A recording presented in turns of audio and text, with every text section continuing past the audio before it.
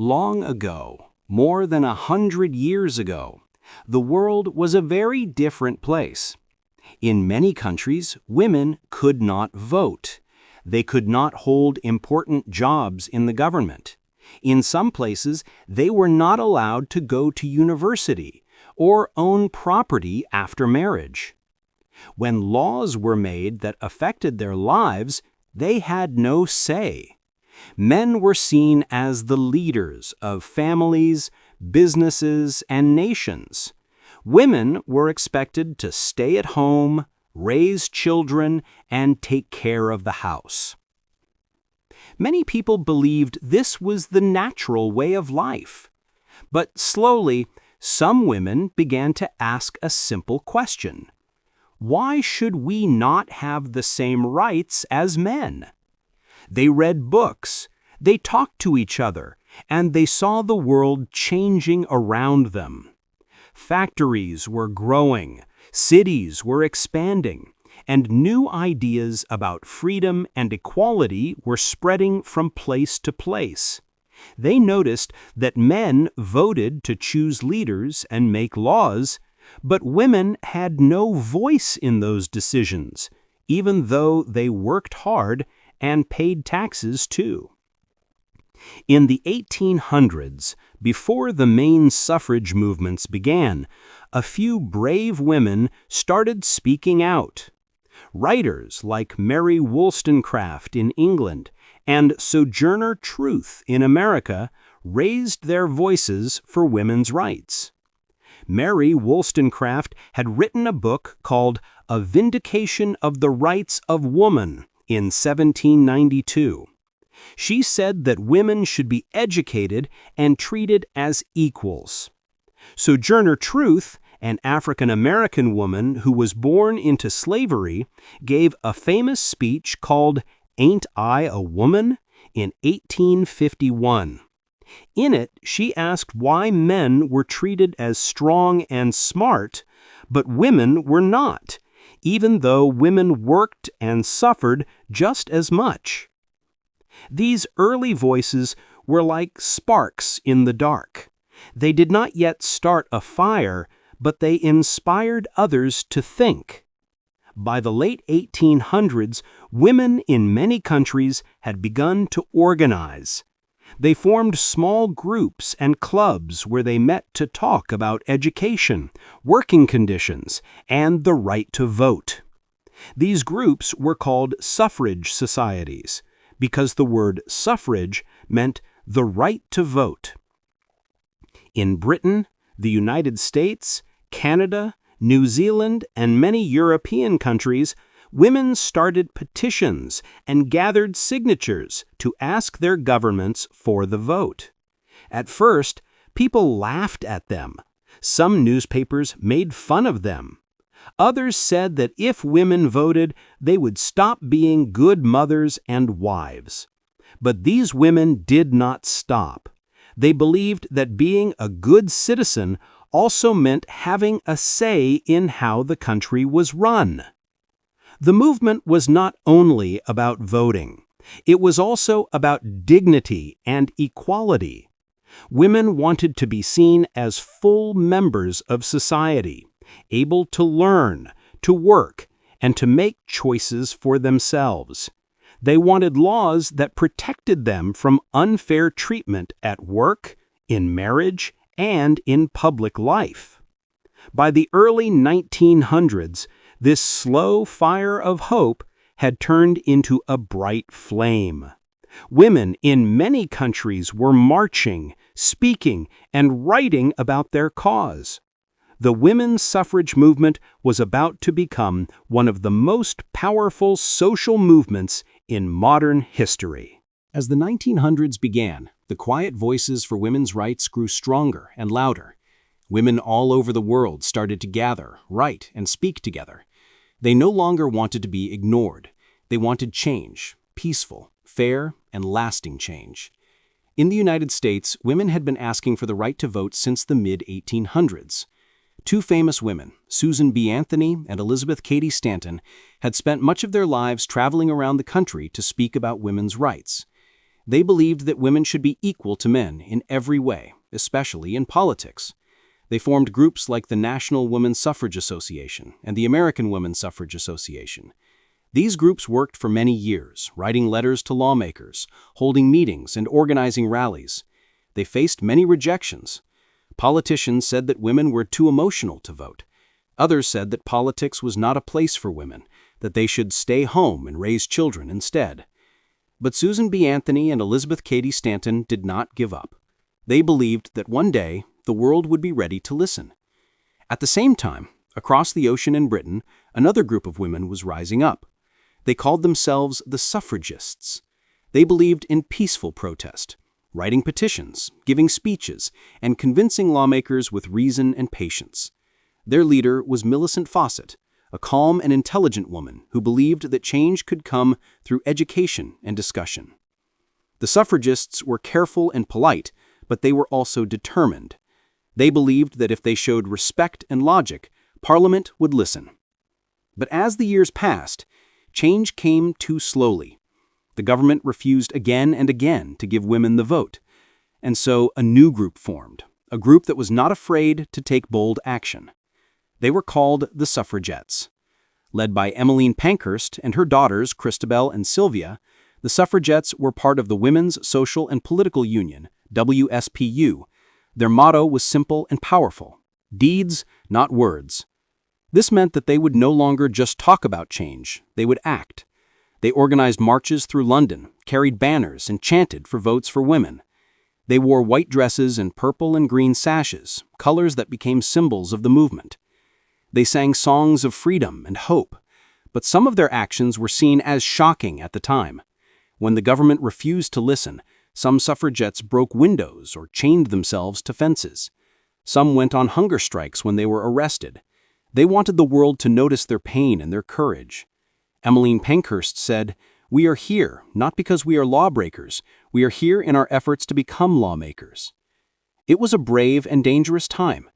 Many suffragettes were put in prison. They were treated harshly, but they refused to be silent. When they were released, they went back to the streets again, marching, speaking, and organizing. Their protests brought attention to the issue. Newspapers wrote about them. People argued about them. Some said they were heroes, others said they were troublemakers, but no one could ignore them anymore. In many countries, the movement began to grow stronger too. In New Zealand, women had already won the right to vote in 1893, the first country in the world to do so. Their success inspired women in other nations to keep fighting. In Australia, women gained voting rights in 1902. In Finland, women won the right to vote in 1906, and they were even allowed to become members of parliament, a historic first. These victories gave hope to women everywhere. Meanwhile, in Canada, Nellie McClung and other activists led campaigns to gain voting rights province by province. In Norway, women gained partial voting rights in 1907 and full rights in 1913. Slowly, country by country, door by door, women were claiming their place in democracy. But the struggle was not the same everywhere. In the United States and Britain, women still faced strong resistance. Even when some men agreed that women should vote, others feared that giving them power would change society too much. Still, women continued to march. In London, in New York, in Toronto, and in many other cities, crowds of women walked together, holding banners that said things like "Votes for Women" and "Equality for All." Their voices were rising across continents. The movement was no longer just about one country, it was about justice for half the world's people. By the early 1910s, the women's suffrage movement had reached its most intense and emotional years. Women across many countries were no longer whispering for change, they were shouting for it in streets, parks, and meeting halls. In Britain, the suffragettes' fight grew stronger and more determined. Emmeline Pankhurst and her daughters led marches through the heart of London. Thousands of women filled the streets, carrying signs and wearing the colors of their movement: purple for dignity, white for purity, and green for hope. The crowds were enormous. Women sang songs, gave speeches, and demanded one simple thing: the right to vote. But instead of being welcomed, they were often met with police batons and angry mobs. Many were pushed, beaten, and dragged into police wagons. They were accused of causing trouble, though all they wanted was justice. The government still refused to listen, and so the suffragettes decided to take even stronger actions. They smashed windows in government buildings to get attention. They cut telegraph wires. They even set small fires in empty mailboxes, never to hurt people, but to make the nation see that they would not be ignored anymore. These acts shocked society. Many people thought they had gone too far, but others began to understand their frustration. For decades, women had been polite and patient, and nothing had changed. Now they were desperate to be heard. When the police arrested the suffragettes, they were treated like criminals. In prison, they suffered cold cells, rough treatment, and long days of silence. Some women decided to protest even there. They refused to eat. They went on hunger strikes to show that they were political prisoners, not criminals. The government did not want them to die in jail, so they began a cruel method called force feeding. Guards and doctors held the women down and pushed tubes into their throats or noses to pour liquid food inside. It was painful and frightening, but the women endured it. They showed incredible courage. The public began to change its opinion. Newspapers wrote about the hunger strikes. People began to ask, why are these brave women being treated this way just for asking for a vote? Slowly, sympathy began to grow. One tragic event deeply moved the nation. In 1913, during the Epsom Derby, a famous horse race in England, a suffragette named Emily Wilding Davison stepped onto the track. She was holding a banner that said, "Votes for Women." She was struck by the king's horse and died from her injuries. Her funeral became a national event. Thousands of women marched behind her coffin, dressed in white, carrying flowers. Emily became a symbol of sacrifice, someone who gave her life for freedom. Meanwhile, in America, the suffrage movement was also growing more active. A younger generation of women was inspired by the suffragettes in Britain. They wanted to bring that same energy to their own country. Leaders like Alice Paul and Lucy Burns began organizing large parades and protests in Washington, D.C. In 1913, they held the Women's Suffrage Parade the day before President Woodrow Wilson's inauguration. More than 5,000 women marched down Pennsylvania Avenue, wearing white dresses and carrying banners.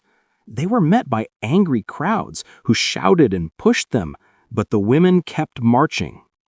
It was one of the most powerful demonstrations the city had ever seen. Newspapers around the world printed pictures of the march. People began to realize that women were not going to stop. The movement had become unstoppable. As more and more women joined the cause, men began to support it too. Some men believed deeply in equality and stood beside the women. They helped write articles, gave speeches, and even joined marches. This was important because many politicians were still men, and women needed allies inside the government. By now, the suffrage movement was no longer small or local. It was global. From London to New York, from Toronto to Sydney, from Helsinki to Paris, women were raising the same demand: let us vote. They had faced laughter, insults, prison, and pain, but they had built something powerful, a worldwide sisterhood of courage. In 1914, the world changed forever. A great war began, a war that people later called World War I. It started in Europe, but soon many countries were involved. Millions of men were sent to the front lines to fight. Entire cities were emptied of their young men. At first, when the war began, many governments told the women's suffrage groups to stop protesting. They said, "This is not the time to fight for votes. We must all focus on the war." The suffragettes and suffragists faced a hard choice. Should they continue to demand voting rights, or should they help their countries during the war? Most of them chose to help.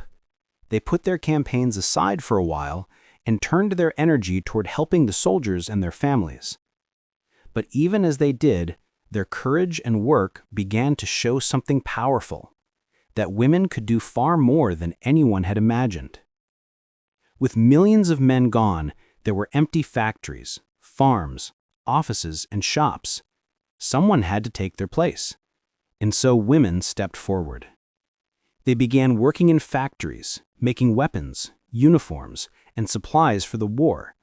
They became nurses, caring for the wounded soldiers in hospitals near the front lines. They became drivers, train conductors, and postal workers. They delivered mail, managed farms, and kept the country running while men were away. For the first time, people saw women doing jobs that had always been done by men. They showed strength, intelligence, and bravery. They worked long hours in dangerous conditions, handling machines, chemicals, and heavy equipment, and they did it with pride. In Britain, Emmeline Pankhurst and her suffragettes encouraged women to take these jobs. She said that women must serve their country just as men were doing. Her group even stopped their protests during the war and helped the government recruit women into work. In the United States, women also played a huge role. They volunteered as nurses, joined war relief groups, and worked in industries that supported the war effort. President Woodrow Wilson, who had once ignored their demands, began to notice their dedication. He saw that women were not weak or emotional, as some people had claimed. They were strong, disciplined, and patriotic. They were holding their countries together while the war raged on. In France, Russia, Canada, and many other nations, the story was the same. Women had proven that they were capable citizens, just as deserving of the right to vote as men. When the war finally ended in 1918, the world was deeply changed. Millions had died, cities were destroyed, and economies were shaken. But something new had also been born, a sense of equality and shared sacrifice. People looked around and realized that women had helped win the war, not with guns, but with courage, endurance, and hard work. Governments began to see that it was unfair to deny these women a voice in politics. They had kept the nations alive. Now they deserved the right to help lead them. In Britain, this moment brought the long-awaited victory. In 1918, Parliament passed the Representation of the People Act, which gave the right to vote to women over the age of 30 who met certain conditions. It was not yet equal to men, but it was a huge step forward. 2 years later, in 1920, American women achieved their own great victory. After years of marches, speeches, and arrests, the 19th Amendment to the U.S. Constitution was finally ratified. It stated simply, "The right of citizens of the United States to vote shall not be denied or abridged on account of sex." When the news spread, women all over the country celebrated. Bells rang, parades filled the streets, and people cheered. The dream of Susan B. Anthony, Elizabeth Cady Stanton, and thousands of others had finally come true. In Canada, women won the vote province by province, starting in Manitoba in 1916 and reaching nationwide voting rights by 1918. In Germany, women gained the right to vote in 1918, and in Austria and Poland, women did too. In Russia, women earned voting rights after the Revolution of 1917. The war, though tragic, had opened the door to equality faster than anyone could have imagined. The efforts of women during those difficult years had shown the world what they were truly capable of. Still, the journey was not over. In many countries, women continued to fight for full equality, for the right to run for office, to own property, to earn equal pay, and to live free from discrimination.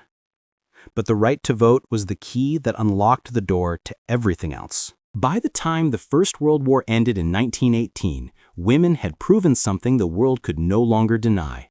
They had worked in factories, driven ambulances, farmed the land, cared for the wounded, and kept entire nations alive. They had shown strength, courage, and intelligence equal to men. The idea that women were too weak or too emotional for politics had finally begun to fade away. When government started giving women the right to vote, it was not just a law, it was a symbol of respect. It showed that women's voices mattered. It showed that democracy could not be complete until everyone had a voice. The joy of victory. Imagine the feeling of that moment when women, after decades of fighting, were finally allowed to cast their first votes. For many, it was more than just marking a ballot. It was a celebration of generations of effort. In Britain, women lined up at polling stations in their best clothes, holding their heads high. Some were elderly women who had spent half their lives fighting for this right. When they dropped their votes into the box, they smiled through tears. One woman said, "It feels as if we have stepped into the light at last." In the United States, celebrations spread across cities. Women carried banners that read, "Votes won," and "At last, justice." In New York, parades marched through the streets, with bands playing and flags waving. Old suffragists who had once been mocked or jailed now stood as heroes. Susan B. Anthony had passed away before the 19th Amendment became law, but her name was spoken everywhere with gratitude. People said she fought so we could be free. Elizabeth Cady Stanton, Alice Paul, Sojourner Truth, and many others were honored as pioneers. In Canada, Nellie McClung and the famous Five Women became national icons. They had fought for women's right to vote and later for women to be recognized as persons under the law so that they could hold public office. In New Zealand, where women had already been voting since 1893, other countries looked to them as an example of what was possible. New Zealand's success had shown that giving women the vote brought fairness, not chaos. In Finland, where women gained the right to vote and to be elected in 1906, the first women members of parliament were elected soon after, a world first. They showed that women could lead, govern, and make wise decisions for their countries. The first women in power. After the right to vote was won, new doors began to open. For centuries, politics had been a place for men only. Now, for the first time, women could not only vote, but also run for office themselves. In Britain, Constance Markievicz became the first woman elected to Parliament in 1918. In the United States, Jeanette Rankin from Montana became the first woman elected to Congress in 1916, even before all women had the right to vote nationwide. She famously said, "I may be the first woman to enter Congress, but I won't be the last." And she was right. More and more women followed her path. In Germany, Marie Uchacz became one of the first women to give a speech in the new parliament after women gained the vote. She said proudly, "What this government has done was a matter of course. It has given women what they should have had long ago." In Norway, Sweden, and Denmark, women began to take leadership positions too. In some countries, they helped pass new laws to protect children, improve working conditions, and support education, causes that had been close to women's hearts from the start. Changing society. But winning the right to vote did not mean all problems were solved. Women still faced discrimination in jobs, education, and social life. Many people still believed that a woman's main duty was to her home and family. But the vote gave women a tool, a way to make their voices heard and to keep pushing for more change. Women's organizations continued to grow. They encouraged girls to study science, law, and medicine. They fought for fair wages and safe workplaces. They began to write books and articles that inspired younger generations to believe in equality. In some countries, women's rights came slowly. In France, for example, women did not win the right to vote until 1944. In Switzerland, it took even longer, until 1971. And in many other nations, especially in Asia, Africa, and the Middle East, the struggle continued far into the late 20th century. Still, the early suffrage movements of the 1900s had planted seeds that would grow everywhere. The women who had marched, spoken, and suffered had started something that could never be undone. They had changed how people thought about what was fair, what was equal, and what was possible. The global impact. The victories of the early 1900s inspired movements all over the world. In India, women like Sarojini Naidu became leaders in the fight for both independence and women's rights. In China, women began to speak out after the 1911 revolution, demanding education and equality. In Latin America, women in countries like Argentina, Chile, and Mexico started their own suffrage campaigns, learning from the stories of women in Europe and America. The message was spreading. If women could vote in one part of the world, they could vote everywhere. And if they could vote, they could lead, teach, build, and change their societies. By the 1920s, the world had entered a new era. It was no longer possible to say that women belonged only in the home. They were now doctors, teachers, politicians, and workers.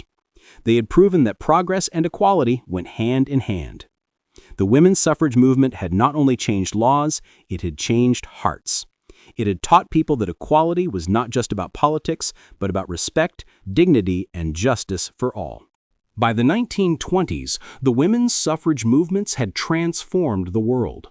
What began as small gatherings in homes and church halls had become one of the most powerful social movements in history.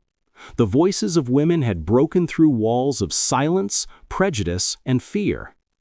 They had not only gained the right to vote, they had changed how society saw women forever. A new world. After women won the right to vote, many nations began to look different. Governments now had to listen to women's opinions. Laws began to change, slowly but surely. There were new discussions about education, healthcare, child labor, and working conditions. Women brought a new perspective to politics, one that focused on fairness, family welfare, and peace. In Britain, women continued to work for equal voting rights. The law of 1918 had allowed only women over 30 to vote, but younger women still had to wait. Finally, in 1928, Parliament passed another law, the Representation of the People, Equal Franchise Act, giving women and men the same voting rights at age 21. It was the final victory the suffragettes had dreamed of. In the United States, the 1920s brought a sense of new freedom. Women began entering universities in larger numbers. They joined the workforce and became journalists, teachers, scientists, and artists.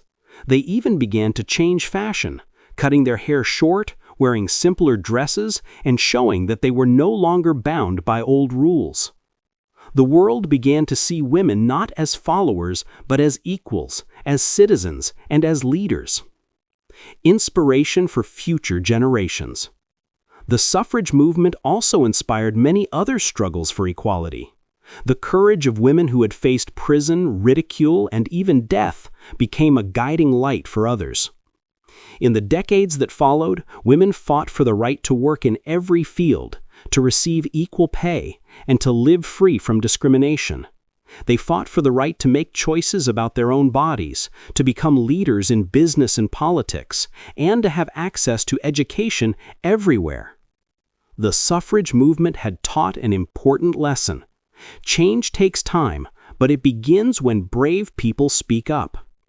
In the 1950s and 60s, new generations carried that spirit forward. They fought for civil rights, for racial equality, and for justice for all marginalized groups. Many of those activists said they had learned courage from the women who had fought for the vote. Remembering the pioneers.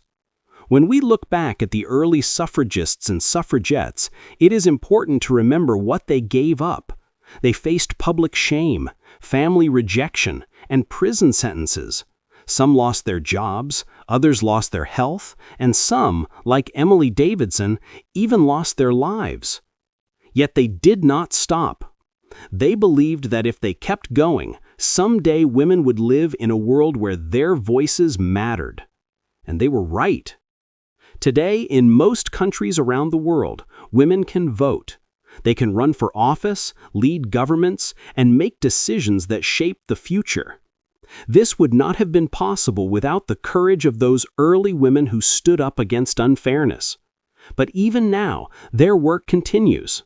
In some places, women still face barriers, in education, in politics, and in safety. The legacy of the suffrage movement reminds us that freedom and equality are not gifts, they are rights that must be protected and renewed by every generation. The message they left behind. If we listen closely to the stories of these women, we can still hear their message, calm, strong, and full of hope. They were saying, every person deserves a voice. No one should be silent because of their gender. Equality makes the world better for everyone. These were not angry cries, they were steady truths carried by women who refused to give up on justice. Their marches may have ended a century ago, but their footsteps still echo in every election line, every parliament, and every classroom where girls and boys learn that fairness belongs to all. The enduring legacy. By the 1920s, the world was stepping into a new century of possibilities. The suffrage movements had opened doors that would never close again. They had shown the world that progress was not a man's story alone. It was a shared story written by both women and men. From New Zealand to the United States, from Britain to Finland, from India to Argentina, women's voices rose and changed nations. The movement became a foundation for modern democracy itself. It reminded humanity that freedom must include everyone, or it is not freedom at all. And so, the women's suffrage movement left behind more than a political victory. It left behind a spirit, a belief in fairness, courage, and unity that continues to inspire the world. Because of them, today's girls can dream without limits. They can imagine themselves as leaders, scientists, artists, or presidents, because once a group of women stood up and said, "We deserve a voice." And from that moment onward, the world began to change. The women's suffrage movements of the early 1900s were more than protests. They were lessons in courage, patience, and faith in humanity. They showed that peaceful persistence could shake empires and rewrite history. When we study their stories, we learn not only about the past, but about the power of belief and unity. They proved that no voice is too small to make a difference, and no dream is too big to fight for. And that is why, even today, whenever someone casts a vote, a woman or a man, a small part of that act belongs to those brave women who once marched, spoke, and sacrificed for the right to be heard.